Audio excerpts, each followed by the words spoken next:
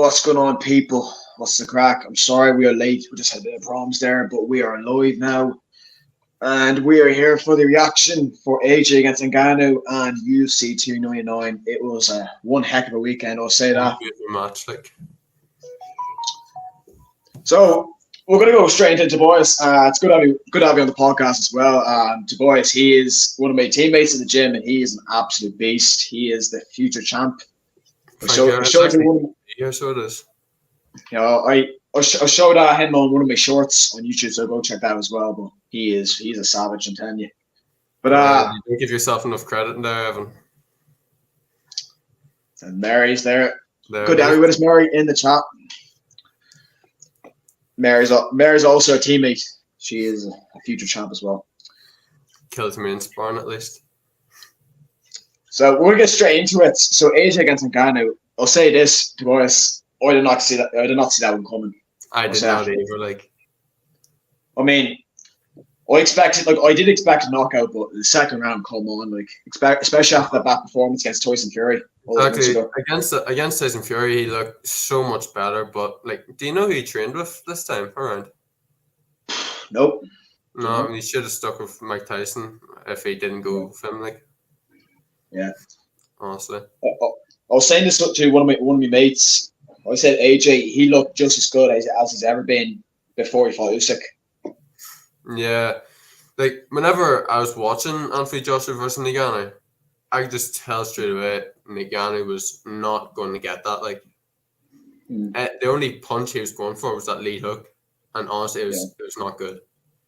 Yeah, he was showing it off every chance. Whenever AJ came in, all he did was throw a hook. He caught AJ like once, and then AJ caught on the only shot he was throwing. Yeah. Mm-hmm. It was mad. Like, even I think it was at 12:30 or something. It was at in the middle of the night. I was so pumped for it. I really was expecting a good number of rounds. You know, I was really expecting a bloody war. I was a bit disappointed, even though it was a good knockout. Yeah, like I was devastated because I saw that right hand cleanly hit him and his legs just buckled. Like, yeah, honestly. And I remember he got knocked down in the second round, but I didn't expect AJ to come back at him with another hand, then just knock him out. Didn't see that one coming. Exactly, it came out of nowhere, like, but he beautifully set it up. Yeah, absolutely. And AJ, like, he landed the every punch in the first round. He knocked him down, and Ngannou, he just looked shook. He looked shook up. He didn't really know what to do. How to handle him and all. Exactly. Like, he took that 8 seconds to try and like rest, recover, see what happened, but you could just tell in his eyes he did not know what just happened there. Yeah, he just, especially before we got knocked down in the second round, he looked a bit hazy. He just looked like, what's going on here, like, get me out of here or something. Like, whenever he got like knocked down those first couple of times, he looked like, I don't want to be here right now. Yeah. The lead up to the fight, it sounded like he wanted to be there. He was talking his shit to like Tyson Fury and all. Yeah. But I don't think he was just ready for it. Yeah. It's just, especially like you mentioned about Tyson Fury there. It's just what happened to him. What happened to him against AJ? He was so good against Tyson Fury. Like, I think he beat him. I think he was robbed, and he falls on his back. He could have grew an ego after that Tyson Fury fight. He was told he won against Tyson Fury, and then he thought, if I was thought of being Tyson Fury, the man who was not beaten, then I don't even need to think about AJ. He's nothing compared to Tyson. Do you think he's earned a shot now of the winner of Fury against Usyk? AJ? Yeah. Do you think he'll be good enough, at the moment? Oh yeah, I think if he can take down the man with the strongest punch in the world, then I think he deserves a shot at the next guy who wins. I think that performance, even back in December against Otto Van, that guy, he just looks sensational. Exactly. Like, that fight was good as well. Like, yeah. And like, even this is not relatable, but in the co-main event, Joseph Parker, he looked very good as well. He's He's now beating that guy Zhao, whatever his name is. Zhang, yeah, Zhang. he was a good Chinese fighter, like, so he is. He's big as well. I watch couple fights. He just like knocked people down or out, just like nothing. Like I'm just saying that, like, I know Deontay Wilder, he buried through anything, but being Zhang, whatever his name is, and then being Deontay Wilder, that's something. It's something that cannot be done again, probably. Yeah, because I mean, like, the first few rounds, I think the guy Zhang. He looked a lot better, but Joseph Parker, he's like Floyd Mayweather. He used the later rounds, and he takes his time, you know. Like he took his time to figure out Zhang, and then just went for him. Yeah, and they weren't very, killer shots, but he was landing in on the body, and he did the job. I think like the problem with that fight, Zhang, he could have had him out early in the first couple of rounds.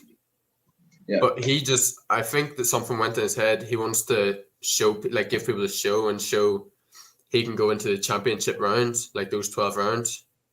Yeah. Which, to be fair, he went for it. But in a fight, if you hurt someone, the thing you want to do is get them out early, you know. Mike Tyson never wanted to go for the later rounds. He wanted to get them out, and that's what he done and did. He applied it against Jake Paul. Mate, don't even. It's the most random fight I've ever seen. It shouldn't be going on. Like, it shouldn't. I mean, how is Jake even, like, the amount of food he's going to put stuff in him and all to make heavyweight? I don't even know. He's just, mate. He's going to be fat. From a couple of years ago. He's going to be fat, like, going up to heavyweight. No, of course he is. Of course he is. He's going to be diabetic, like. Because if he tries to get in shape, he's going to lose a lot of weight. Like, because that's just not his weight. Like, how much, if he's running a cruiserweight, that's like 80 kg. So he needs to go up. He needs to go up another weight class, which is 10 kg above him. Like, and how much time does he have? Like 2 months to put on 10 kg. Not going to be done. Is it even an exhibition? I don't know if it's an exhibition or not, to be honest. If it's not, may the Lord have mercy on Jake Paul. Mate, because I think he still has it, Mike Tyson, to knock him out still. No, I think it's set up. Jake's a younger man. There's like not even 30. There's nearly a 40-year age gap between them. Mike Tyson is becoming 58 by the time the fight happens. I think Jake is about 26, 27. 26 and yeah, so basically 30 years. Yeah, makes no sense. It should not be going on. Anyway, we're gonna switch our topic to UFC.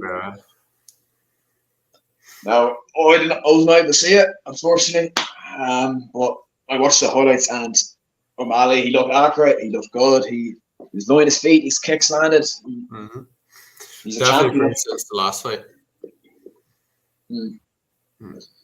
I expected closer because Cheeto, I've always respected him. I've always thought he's a future champ for sure.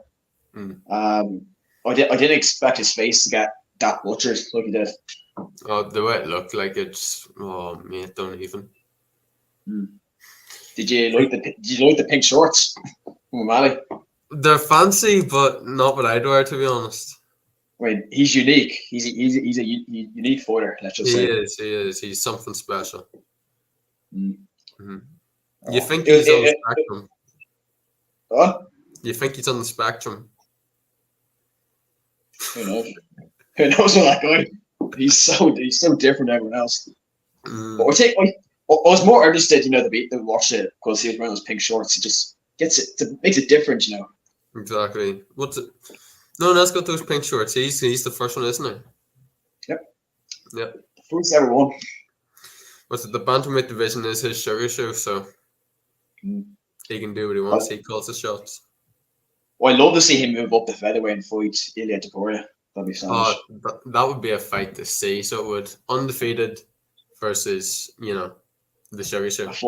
A 5'11" who's much taller than him. Ilya Topuria or Sugar Show? O'Malley, he's about 5'11". He is tall for his weight. And then Ilya is about 5'8" or something. 5'8". It'd be an interesting thing to see. Indeed. So far, O'Malley has basically been like a Conor McGregor remake. The way his whole championship fight and the lead up to his fights have went. Yeah, sort of. But I noticed on Friday he got booed when he was giving the interview by Joe Rogan. He got booed again. They're calling Cheeto. I was hoping Cheeto would win for their fight. Like, no, not that I don't like O'Malley. It's just Cheeto. I just like him more. He's a fancy name as well. Exactly, Cheeto. Like, it's just something. Sounds good. Sounds cool. It does. But then people can make fun of him like the wee crisps, Cheetos. I saw that knee and the highlights, and that look. How did Cheeto survive that one? He's got a strong chin on him, like. And fun fact, he's never been knocked down in his whole UFC career. Not once. Not once. Not once. And that just proved it again. He can't be took. He's unreal. Like, even if fighters get destroyed like he did, I still respect that. You know, he fought. He did what he could do, and fair play. He just digs in. He keeps it going. But that's what makes a true fighter. I mean, people it really is. Take the strongest shot, give it a wee nod, and keep going. You know, like you saw Gilbert Burns against Kamzat, like he lost, but the heart and the grit from Gilbert Burns, exactly, he almost beat him. Like that we what's the word? Exchange between them two in like maybe the second or third round, I think, where I kept on going back and forth with shots. It was just insane. Yeah, it was a good fight as well. By the looks of it. And I heard that I was devastated not to watch that one live either. I was more pumped for that one than O'Malley against Vera, but see this one here, I watched this one live. So did. And it must have been some feeling like when you watched Poirier knock him out, man. That was insane. I felt general sadness. I felt so disappointed. So I mean, like you would have been like, what just happened there? Like it happened so fast too. Because like whenever I was watching it, I wanted Saint Denis to win. So did. Like this man, his last couple of fights, they were amazing shows. So they were. Yeah. And then whenever I watched him, I was like, holy crap, he's beating up Dustin Poirier. The next thing I know, they're on the ground, they get up, and he throws that hook, and it's done. There's also a fun fact about Dustin. He's never lost. He's never lost consecutive fights in the UFC. Like he loses one fight, and then he wins again. Yeah, he's never lost two in a row. Never in the UFC. That's impressive. And he did it because he lost against Gaethje last year, and then bounced back again. Came back with Saint Denis. Look, he may not be a champion because I think with Islam Makhachev, I think with him he'll be champion for years.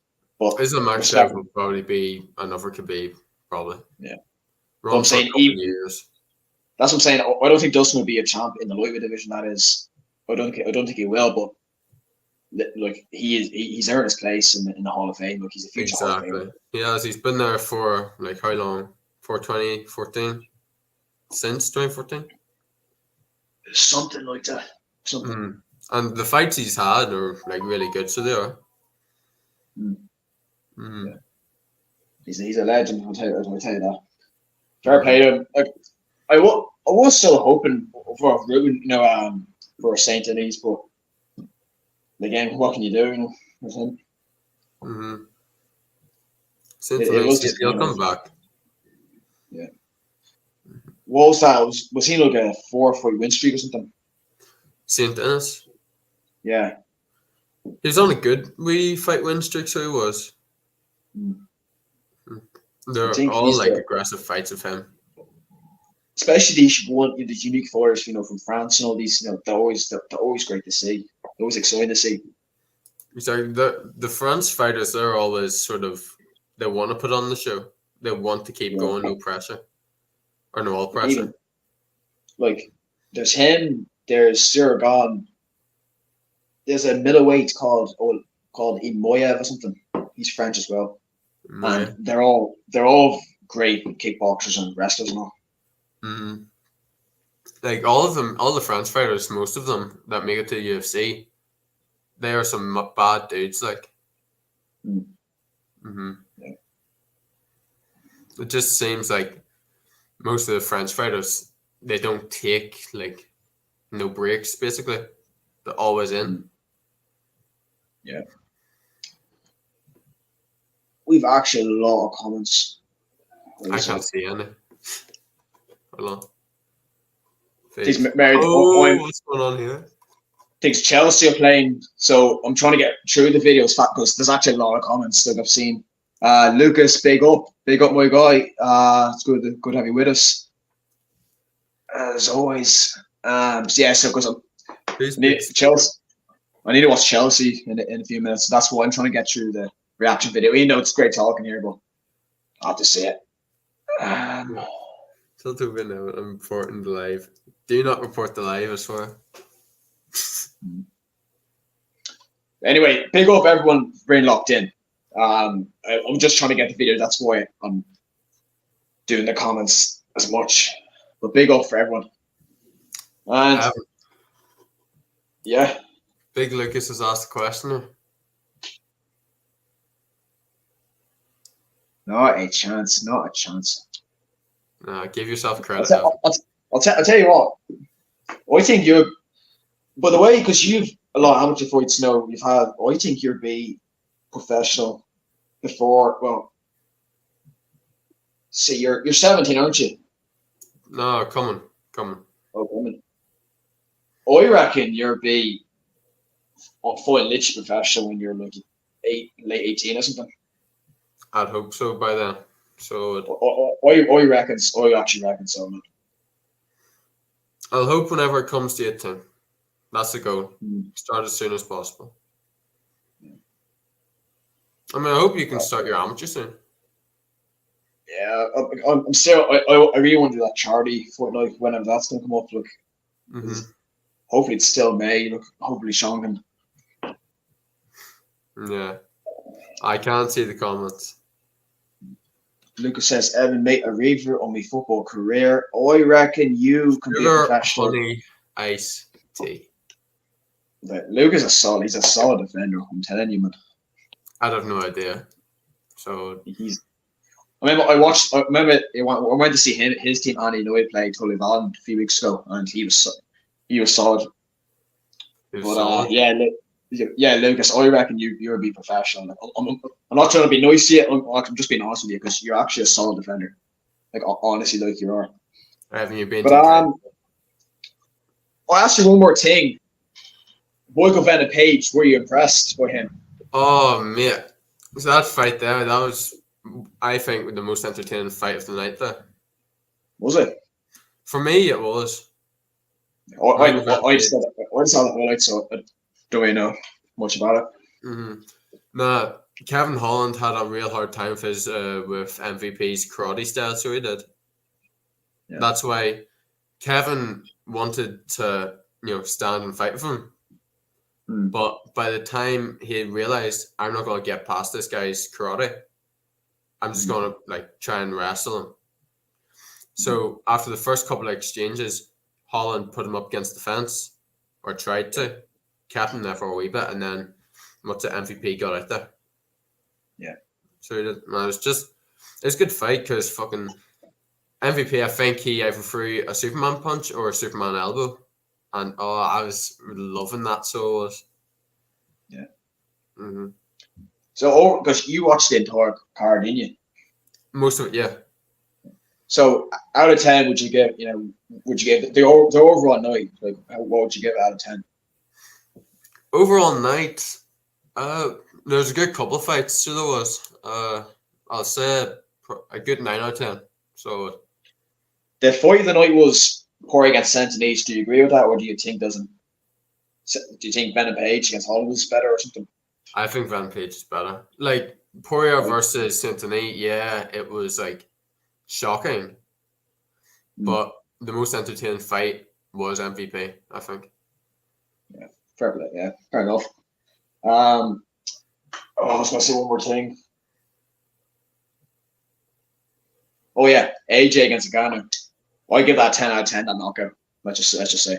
No, 10 out of 10 clean ass knockout. Like, Yeah, and I'll give Joseph Parker. I'll give his performance a good 7 because maybe he could have done better with his guard. But I always impressed with Joseph Parker how he wasn't looking to knock him out, but tactically he just broke him down. He got him in the body. He beat him. gone tired as well. Gone tired. Absolutely fair play to him, because that guy, he's a scary looking dude. The guy Zhang. Zhang, he's a big Chinese man. So like, imagine a sumo wrestler who starts properly doing cardio, loses like 10% of his fat, and then he starts boxing. Yeah, it's a scary thought. Like, yeah, but overall, it was a great weekend, man. So fights, you know what I'm saying. Mm-hmm. Even on Sunday morning, I was trying not to look at the results. I was like, come on, get the highlights going, but the highlights didn't come till like 8 o'clock, so I just had to look and see who won in the end. Because I've seen Ian Gary, he doesn't watch them in the he just watched them in the morning time. He somehow watched the whole thing. We watched the whole thing, but without even knowing who won. Mm-hmm. But a great weekend, and yeah, UFC 300 is next. That's April 13th. 300. That is a fight I'm looking for. What are your predictions for it? I get the main event, Bahir against Hill. Mm-hmm. Oh, don't do that to me. That is a savage. Like, I would have preferred Conor against Chan in the main event, but it is a good fight, man. Mm-hmm. I'm gonna go Pereira. I just think he just has the power over him. Even though Jamal Hill is a savage, Pereira, he's just hits so hard, man. Mm-hmm. Make your bet for me here. Knockout, submission, or decision? A knockout in the 4th round. 4th round. Right. I bet you $5 Pereira gets it done in 2. 2. Very interesting. That is very interesting. Can I get a handshake for the screen? There we go. And the BMF title, Justin Gaethje against Max Holloway. I think Gaethje will knock him. I think Gaethje. Well, no, I was going to say he's knock him out. He won't, because Max Holloway, he's a chin. I think he'll beat him by decision. By decision? Yeah. I'm completely opposite. I think Max Holloway is going to beat your boy by decision. Really? I do. He's going to take the BMF off him. He's going to be the boss. He's been the best motherfucker before, and he's going to get the proper belt for it this time. Do you think it's a waste of time, the BMF, or do you think it's worth it, Like, it's not a proper title. It has no... Like, it's not a champion. It's just... There's more bad motherfuckers in different weight divisions. Like... Yeah. You want a proper BMF, I'd say... Go... Welterweight division with, let's see... Who is the best motherfucker in the welterweight division? Let's see. Hamzat count? Hamzat, nah, he doesn't make weight for it. So, so welterweight. Hold on. I think Shavkat Rakhmonov. Hold on, let me take a look here for you. I'm getting the rankings. Fuck. Where is this one? What's that? I'm pretty sure it's There's Kamaru Usman to Renat Fakhardinov. What's his name? I don't know. It's some Russian one, like. He's a welterweight Russian. Yeah, he's a welterweight Russian. His name, Renat Fakhardinov. It's like a tongue twister trying to say that. He's 15th. Oh, yeah. I thought it meant like top 2. I was like, what? Mm-hmm. But yeah, I think Shavkat, because he's 18 wins, 18 finishes. No, I thought you were saying what's it, Kamzat for a second. Sorry, Shakmak. however you say it. Shavkat. Shavkat Rakhmonov. He is good, especially his last fight against Stephen Thompson. Yeah, he doesn't trash talk. That just makes him so Likeable. Yeah, there's no hype behind him, but he is so good, man. He is so underrated. Because like his wrestling, fantastic, and then his stand-up game's underrated sometimes. He's all rounded. He is just sensational. I really respect him.